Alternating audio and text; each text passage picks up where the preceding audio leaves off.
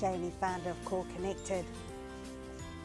As you can see, I'm sitting out here in the wonderful Dandenongs of Melbourne, and this is a place where I really feel very calm and peaceful, just coming into nature and just being.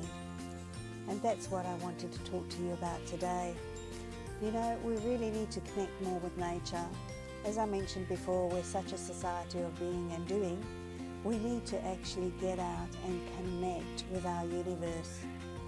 This wonderful universe offers us so much and supports our existence.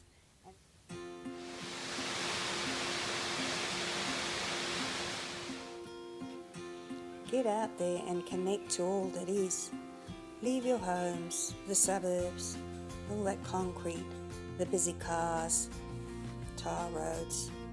Get out and connect to natural beauty that's out in the universe, the smells, the sounds of the birds, the feeling of the fresh air against your skin, feeling the sun beating down on you, energizing your body.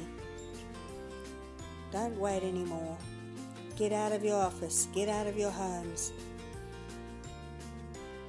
Pack that picnic basket and get out and connect to nature. By doing this, you also will be connecting to yourself, giving yourself some nurture time.